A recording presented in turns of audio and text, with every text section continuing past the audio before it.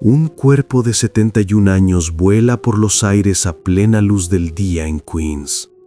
No hay cámara lenta, solo la física brutal de un hombre impactando contra el concreto tras ser lanzado desde lo alto de una escalera. El sonido del cráneo golpeando la acera detiene el tiempo en la calle 102 de Corona. Arriba, en el umbral de la puerta, un joven de 22 años observa la caída con una indiferencia que hiela la sangre. No fue un tropiezo, ni un error de cálculo.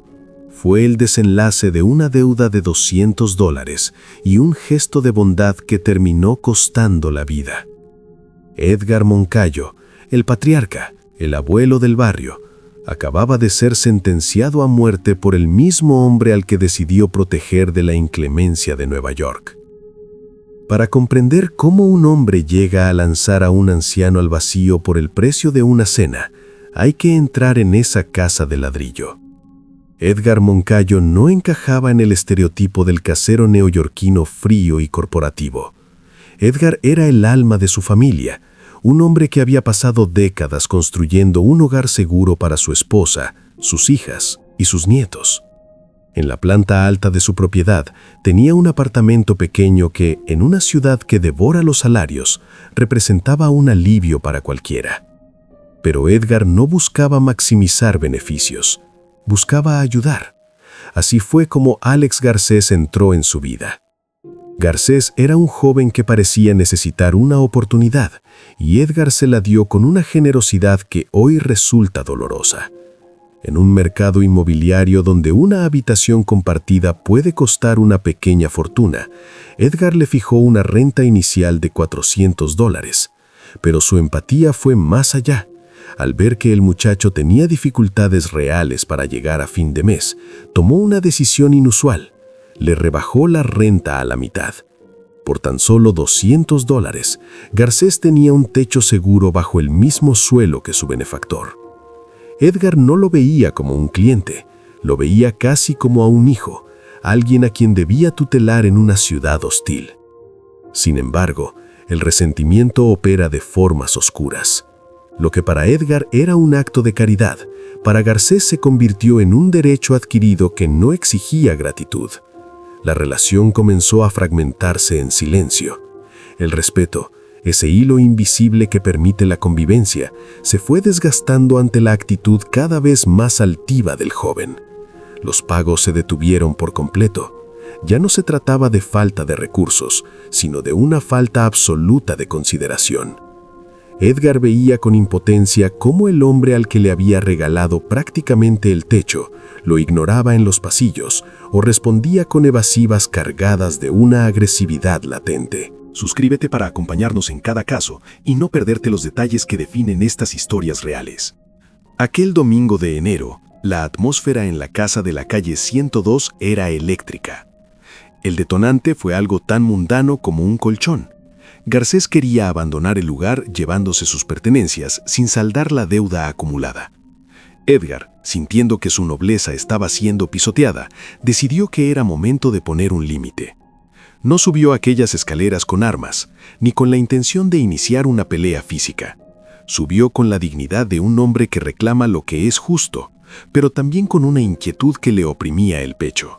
La cámara de seguridad instalada en la entrada capturó los últimos segundos de Edgar en este mundo.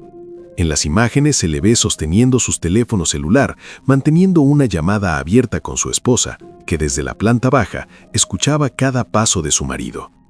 No era una llamada casual. «Llama a la policía», le susurró Edgar al auricular. Fue una advertencia lúcida, un reconocimiento del peligro que emanaba de la puerta de Garcés.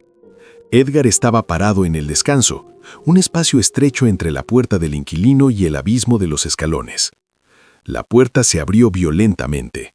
No hubo intercambio de palabras, no hubo oportunidad para el diálogo. Alex Garcés salió con una energía depredadora, su cuerpo cargado de una furia que no correspondía a la situación. Sin un rastro de duda, descargó sus manos contra el pecho del anciano con una fuerza desproporcionada. El empujón no fue para apartarlo del camino, fue un proyectil humano. Edgar, sorprendido por la violencia del impacto y con el teléfono aún en la mano, perdió el equilibrio de inmediato.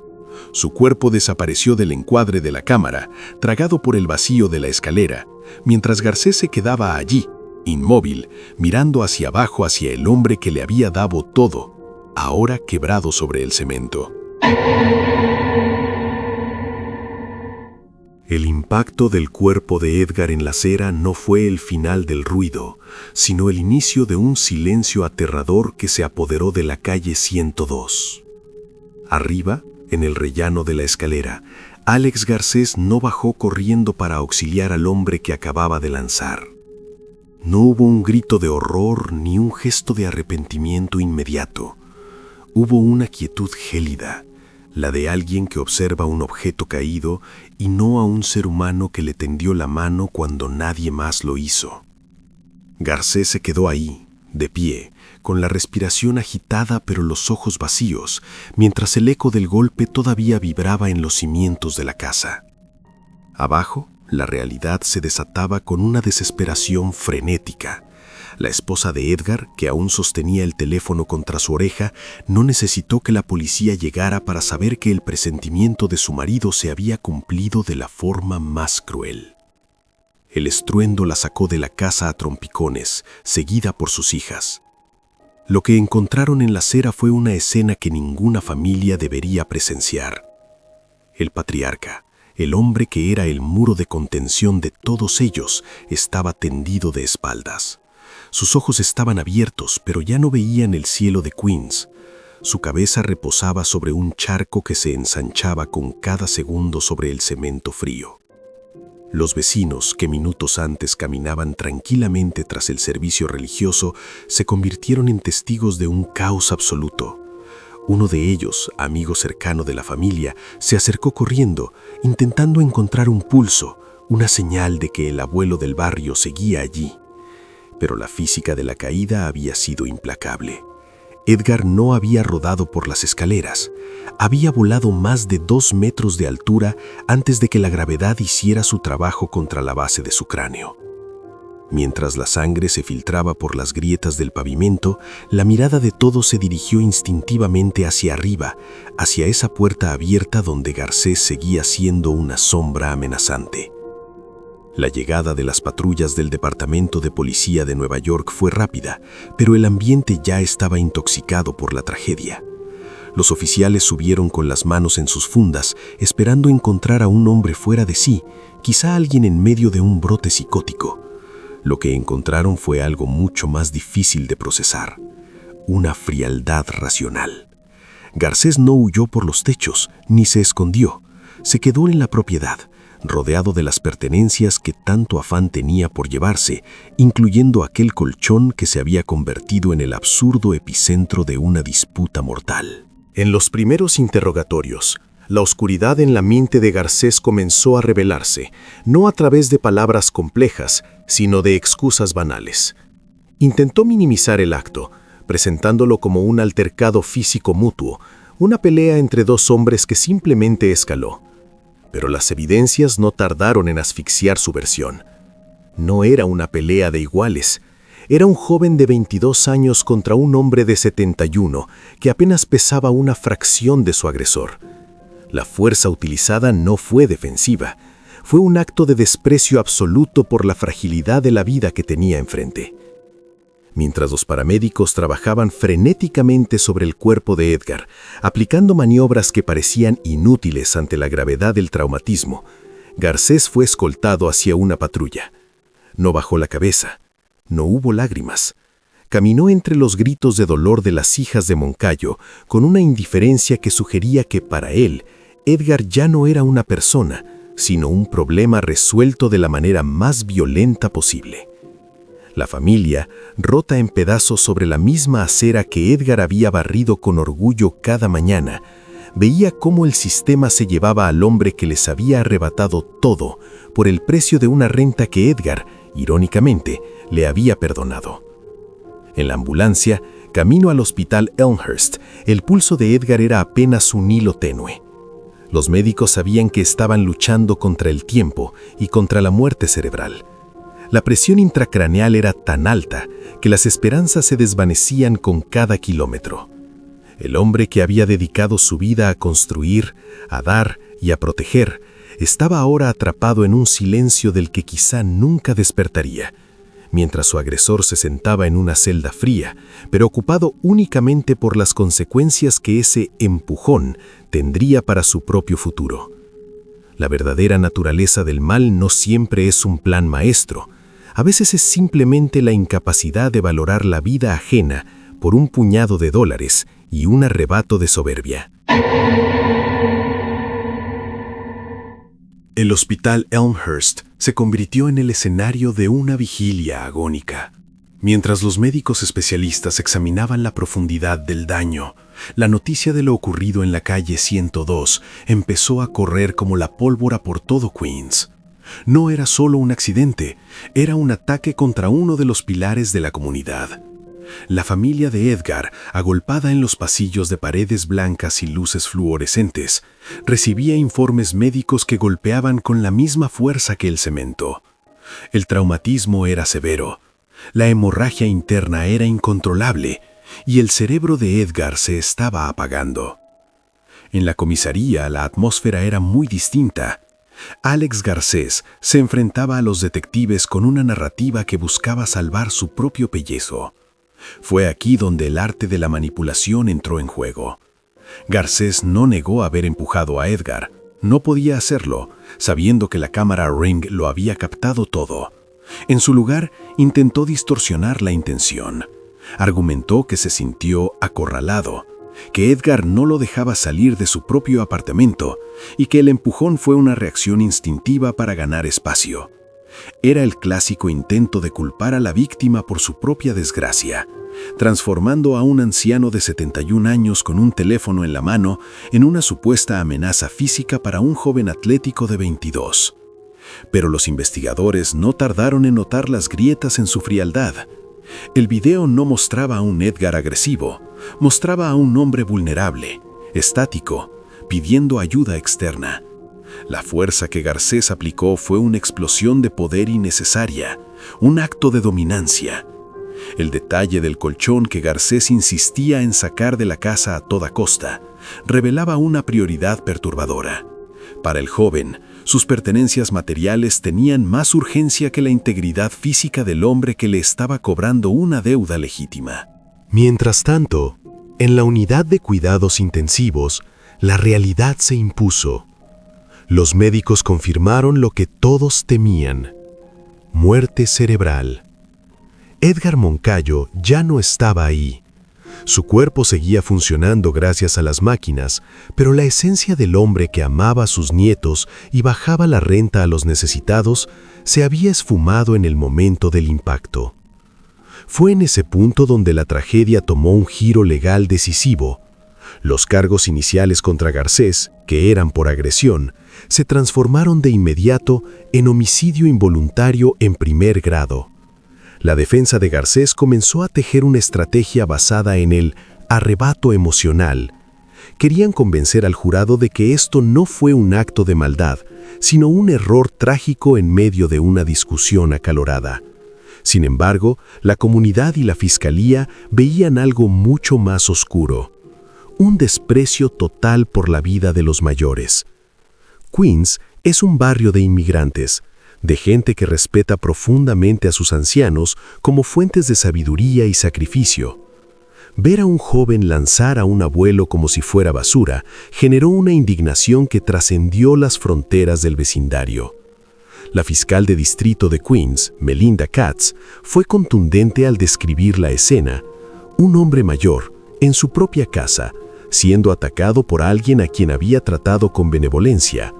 La narrativa de Garcés sobre el accidente empezó a desmoronarse bajo el peso de la lógica. Nadie vuela 2 metros por un empujón accidental para pedir espacio. Se vuela cuando alguien pone toda su voluntad en derribarte. En el hospital, la familia Moncayo tuvo que tomar la decisión más difícil de sus vidas. Desconectar a Edgar significaba aceptar que el vacío en la casa de la calle 102 sería permanente. Pero incluso en medio de ese dolor desgarrador, recordaron algo fundamental sobre quién era Edgar. No era solo un hombre que daba en vida, Era un hombre que había decidido dar incluso después de ella. Mientras los abogados de Garcés preparaban sus argumentos para minimizar la sentencia, la familia de Edgar preparaba el quirófano para un último acto de heroísmo que dejaría en evidencia la pequeña estatura moral de su agresor. El final de Edgar Moncayo llegó en una sala de operaciones, pero no del modo en que mueren las víctimas comunes. Mientras Alex Garcés se hundía en el sistema judicial, el cuerpo de Edgar se preparaba para su última misión. A pesar de la violencia que le arrebató el aliento, su familia cumplió su voluntad sagrada. Edgar era donante de órganos. En un acto de justicia poética, el hombre que fue asesinado por su incapacidad de decir no a quien necesitaba ayuda, terminó salvando la vida de desconocidos. El corazón, los pulmones y los riñones de un abuelo de 71 años que alguien consideró desechable por $200 se convirtieron en el milagro de otras familias. Mientras tanto, en los tribunales de Queens, la frialdad de los hechos se enfrentaba a la frialdad de las leyes. El juicio contra Alex Garcés se convirtió en un campo de batalla ético. La defensa luchó con garras y dientes para evitar una condena por asesinato, aferrándose a la etiqueta de homicidio involuntario. Argumentaron que Garcés no salió de su cuarto con la intención de matar, que fue un momento de ceguera emocional provocado por el estrés de la mudanza y la disputa por el colchón. Intentaron pintar a un joven asustado, no a un criminal. Sin embargo, cuando el video de la cámara Ring se proyectó en la sala, el silencio fue absoluto.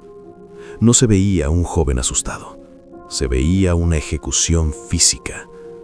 La fiscalía fue implacable al señalar que Garcés, después de ver a Edgar caer y escuchar el impacto de su cráneo contra el suelo, ni siquiera bajó los escalones para comprobar si respiraba.